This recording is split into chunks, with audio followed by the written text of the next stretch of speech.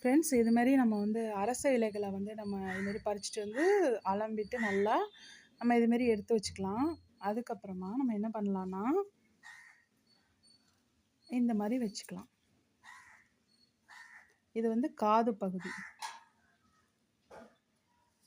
இது வந்து தலைப்பகுதி. விநாயகர் வந்து எப்பவுமே நம்ம வந்து எதுல வேணாலும் ஆவாகனம் ஆவார் இல்லையா? அதே மாரி நம்ம வந்து இப்போ வந்து என்ன பண்ண போறோம்னா, அரச இலையில நம்ம விநாயகர ஆவாகனம் பண்ண போறோம். இது நம்ம குழந்தைங்களுக்குலாம் சொல்லிக் குடுக்கலாம். அவங்கலாம் ட்ரை பண்ணாக்க ரொம்ப ஹாப்பியா இருப்பாங்க. பாருங்க.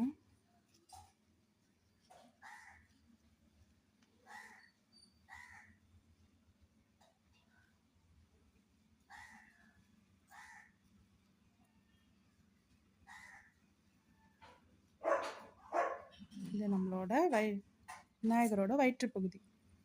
அப்புறமா இது விநாயகரோட கைப்பகுதி. இதுவும்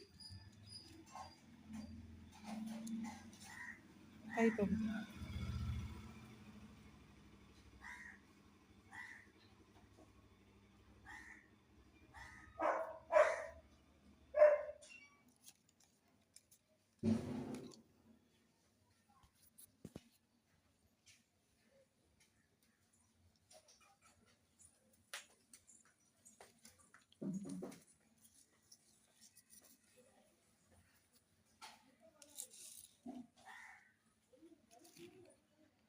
இது நம்மளோட விநாயகரோட கால்கள்.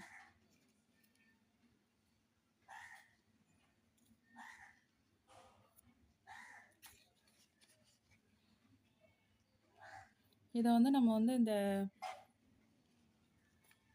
கம் வச்சு கூட நம்ம அப்படியே ஃபிக்ஸ் பண்ணிடலாம். பண்ணிட்டோன்னா நம்ம வந்து அதுக்கப்புறமா நம்ம வந்து அதை தோரணம் மாதிரி கூட நம்ம செஞ்சுக்கலாம். இப்போ நம்மளோட மலர்களை விநாயகருக்கு இது மாதிரி வைக்கலாம்.